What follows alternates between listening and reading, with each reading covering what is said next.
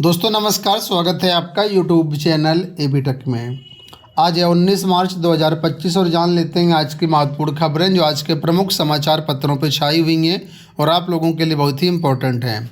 सबसे पहले देखें, यहाँ पर अपडेट है हाई कोर्ट से कि शिक्षा मित्रों का मानदेय बढ़ाने को जो है 1 माह की मोहलत दी गई है। इलाहाबाद हाई कोर्ट ने शिक्षा मित्रों का मानदेय बढ़ाने को लेकर के हाई कोर्ट के आदेश पर निर्णय लेने के लिए सरकार को 1 महीने का और समय दिया है। कोर्ट ने बेसिक शिक्षा विभाग उत्तर प्रदेश के प्रमुख सचिव को अगली तिथि 1 मई को आदेश के अनुपालन में हलफनामा प्रस्तुत करने का निर्देश दिया है। ये आदेश न्यायमूर्ति सलील कुमार राय ने वाराणसी के विवेकानंद की अवमानना याचिका पर दिया है। कोर्ट ने अगली सुनवाई की तिथि 1 मई निर्धारित की है। याचियों की ओर से अधिवक्ता सत्येंद्र चंद्र त्रिपाठी ने कहा कि 2023 में शिक्षा मित्रों ने समान कार्य के लिए समान वेतन की मांग करते हुए याचिका दाखिल की थी। कोर्ट ने शिक्षा मित्रों को मानदेय को न्यूनतम मानते हुए राज्य की समिति का गठन कर एक सम्मानजनक मानदेय निर्धारित करने का निर्देश दिया था।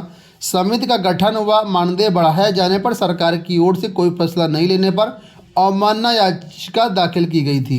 तो कुल मिलाकर के हाई कोर्ट ने कहा कि 1 महीने का वक्त है और जो भी कार्रवाई करें उसको हमको अगले जब सुनवाई होगी 1 मई को उसमें हमको अवगत कराएं, अपना हलफनामा प्रस्तुत करें। यहाँ देखिए अपडेट कि पैन की तर्ज पर अब आपके आधार से जोड़ा जाएगा मतदाता पहचान पत्र। वोटर आईडी कार्ड में दोहराव और चुनाव में फर्जी मतदान रोकने के लिए चुनाव आयोग जल्द ही पैन की तर्ज पर मतदाता पहचान पत्र को आधार कार्ड से जोड़ेगा। मुख्य चुनाव आयुक्त ज्ञानेश कुमार की अध्यक्षता में मंगलवार को कानूनी और तकनीकी विशेषज्ञों की उच्च स्तरीय बैठक के बाद आयोग ने यह ऐलान किया है। जैसे आपने देखा होगा अभी आधार और पैन लिंक कराए गए थे, उसी तरीके से अब आधार और जो है वोटर आईडी को लिंक कराया जाएगा। हालांकि एक्सपर्ट बताते हैं कि बहुत सारे फर्जी मतदाता हैं, बहुत सारे लोगों के डबल ईपिक कार्ड बने हुए हैं, ऐसे में ये करना आसान नहीं होगा। हालांकि ऐसे भी बहुत सारे लोग हैं, मुझे लगता है ज़्यादातर लोग ऐसे होंगे जिनके मतदाता पहचान पत्र में जो डिटेल्स है जैसे कि उनका नाम, उनकी डेट ऑफ बर्थ, ये आधार कार्ड से मिसमैच ही रहेगी क्योंकि अशुद्धियाँ बहुत सारी होती हैं वोटर आईडी कार्ड में, जिसमें काफ़ी सारी समस्याओं का सामना करना पड़ेगा। इसके बाद ही ये चीज़ें संभव हो पाएंगी। बिहार से देखिए अपडेट कि स्वास्थ्य विभाग में रिक्त 27,000 पदों पर होगी बहाली। तो स्वास्थ्य मंत्री मंगल पांडे ने कहा कि विभाग में 27,000 रिक्त पदों पर शीघ्र ही नियुक्ति होगी और इसकी कार्रवाई जारी है। ये सतत प्रक्रिया है। खाली पदों को भरने के लिए 17,000 पदों का विज्ञापन प्रकाशित हो चुका है, जबकि 10,000 और बहाली के लिए बिहार तकनीकी सेवा आयोग को अध्याचना भेज दी गई है। तो कुल मिलाकर के बिहार में से बम्पर भर्तियाँ हो रही हैं। स्वास्थ्य विभाग में 27,000 पदों पर बहाली की जाएगी। शिक्षक भर्ती के अभ्यर्थियों के लिए एक बड़ी खुशखबरी बिहार से आ चुकी है कि राज्य में चौथे चरण की शिक्षक बहाली की प्रक्रिया शुरू होने वाली है। TRE 3 आप लोग जानते हैं संपन्न हो चुकी है। बहुत सारे लोग TRE 3 में सप्लीमेंट्री रिजल्ट का वेट कर रहे थे, तो कुल मिलाकर के ये कह दिया गया कि सप्लीमेंट्री रिजल्ट जारी नहीं होगा और अब सीधे जो सीटें बचेंगी वो TRE 4 में जोड़ करके विज्ञापन जारी किया जाएगा। तो TRE 4 के लिए यहाँ पर देखिए बताया गया कि मई में शुरू होगी प्रक्रिया।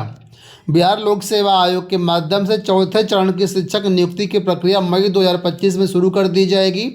शिक्षा मंत्री सुनील कुमार ने विधानसभा में प्रश्नकाल के दौरान इनकी घोषणा की। उन्होंने ये भी कहा कि तीसरे चरण में खाली रह गए पदों को भी चौथे चरण में शामिल किया जाएगा। साथ ही अन्य रिक्त पदों की गणना शिक्षा विभाग करेगा। इसके बाद शिक्षक नियुक्ति का 5वां चरण भी होगा, यानी TRE 5 भी होगा। इसके बाद शिक्षा मंत्री ने मंगलवार को अरुण कुमार के सवाल पर यह जानकारी दी। अपने जवाब के दौरान उन्होंने तीसरे चरण की नियुक्ति में बिहार लोक सेवा आयोग के सप्लीमेंट्री रिजल्ट को लेकर के भी स्थिति स्पष्ट की। उन्होंने कहा कि तीसरे चरण में सप्लीमेंट्री रिजल्ट जारी करने का कोई विचार नहीं है और जो भी खाली पद रह जाएंगे उनको TRE 4 के विज्ञापन से भरा जाएगा। तो कुल मिलाकर के अगर आप शिक्षक भर्तियों का राह देख रहे हैं तो आपके लिए खुशखबरी है और अभी से तैयारी में लग जाइए अगर आप बिहार में शिक्षक बनना चाहते हैं तो। TRE 4 के बाद TRE 5 का भी विज्ञापन आएगा। जहाँ एक तरफ बिहार में सरकारी नौकरियां बांटी जा रही हैं, सरकारी नौकरियां मिल रही हैं, वहीं उत्तर प्रदेश में फैक्ट्रियां खोली जा रही हैं। देखिए लिखा है यूपी में इस वर्ष 6,000 नई फैक्ट्रियां खोलने की तैयारी। उत्तर प्रदेश में इस साल 6000 नई फैक्ट्रियां खोलने की तैयारी है। इसके लिए तेज़ी से ज़मीन आवंटित करने से लेकर के उत्पादन शुरू करने तक व्यापक स्तर पर निवेशकों को सहयोग कराया जाएगा। 2024-25 में 26,915 फैक्ट्रियां हैं। इस तरह अब प्रदेश में फैक्ट्रियों की संख्या 32,000 हो जाएगी। तो कुल मिलाकर के उत्तर प्रदेश अब पूरी तरीके से बिजनेस के ऊपर जा रहा है, स्वरोजगार के ऊपर जा रहा है। सरकारी नौकरी देने की सरकार की कोई मंशा नहीं है। ये जो 6,000 फैक्ट्रियाँ खुलेंगी उसमें सरकार का कहना है कि लाखों लोगों को रोज़गार यहाँ पर मिलेगा और इससे जो है बेरोज़गारी दूर हो सकती है। हम सबके लिए गौरव की बात है कि अभी आपने देखा होगा सुनीता विलियम्स अंतरिक्ष में गई थी, तो उनकी आज सफल वापसी के बारे में जानकारी दी गई है और लिखा है कि अंतरिक्ष की बेटी सुनीता विलियम्स आज धरती पर लौटेंगी। वैसे तो ये नासा ने इनको भेजा है, लेकिन ये बिलोंग करती हैं अपने इंडिया से, गुजरात से। गुजरात के मेहसाणा में सुनीता विलियम्स के पैतृक गांव के लोग सुरक्षित वापसी पर दिवाली जैसा जश्न मनाने को तैयार हैं। झूलासन गांव उत्साह से भरा हुआ है। ग्रामीण सुरक्षा के लिए विशेष प्रार्थना कर रहे हैं। विलियम्स के चचेरे भाई नवीन पांड्या के अनुसार उत्सवी माहौल के लिए जो है उनके सम्मान में जो है भव्य जुलूस निकाला जाएगा।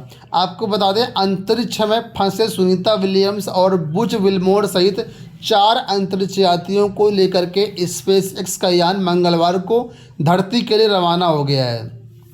विलियम्स और विल्मोर ने स्पेस एक्स यान में सवार होकर के अंतर्राष्ट्रीय अंतरिक्ष स्टेशन को अलविदा कहा, जो पिछले 9 महीने से उनका घर था।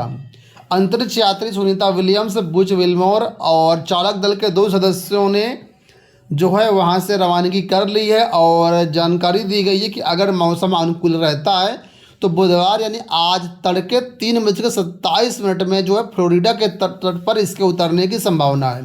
हालांकि समय क्रॉस कर चुका है और अभी तक मैंने न्यूज़ देखा नहीं है, तो मुझे उम्मीद है कि सफल वापसी अब तक हो चुकी होगी। यहाँ पर देखिए अपडेट है लोक सेवा आयोग से कि कई अभ्यर्थियों ने विज्ञापन की अनिवार्यता नहीं की है पूरी। जो अनिवार्यता है वो पूरी नहीं की है। बात हो रही है यहाँ पर सहायक कुल सचिव विज्ञापन के बारे में। आप लोग जानते होंगे 2024 में इसका विज्ञापन जारी किया गया था। बहुत सारे लोगों ने यहाँ पर फॉर्म भरा। अब जब फॉर्म की स्क्रूटनी चल रही है तो लोक सेवा आयोग ने काफ़ी सारे फॉर्म निरस्त किए हैं। ठीक है, मात्र 38 पदों के लिए भर्ती आई थी। तो लोक सेवा आयोग ने कहा था जिनके फॉर्म निरस्त हुए हैं, अगर ये लोग चाहें तो अपना प्रत्यावेदन दे सकते हैं लोक सेवा आयोग में और उनके प्रत्यावेदन पर विचार किया जाएगा। कुल मिलाकर के आज यहाँ पर देखिए अपडेट है कि बहुत सारे लोगों ने जो फॉर्म भरा है उसमें जो है 7 वर्ष कार्य करने का अनुभव था, वो योग्यता धारित नहीं करते, इसी वजह से इनके फॉर्म जो है निरस्त किए गए हैं। एक अपडेट यहाँ पर है कि सूडा आउटसोर्स कर्मियों का मानदेय 3,000 रुपये बढ़ाएगा। नगरीय निदेशालय सूडा में कार्यरत आउटसोर्सिंग कर्मचारियों के मानदेय में 3,000 रुपये वृद्धि का फैसला किया गया। इसके साथ ही आश्रय गृह व शहरी आजीविका केंद्रों का संचालन स्वयं सहायता समूह की महिलाओं से कराया जाएगा। दोस्तों ये हो गई आज की सारी सूचनाएं। उम्मीद करेंगे वीडियो आपको पसंद आया होगा। इस वीडियो में इतना ही, धन्यवाद।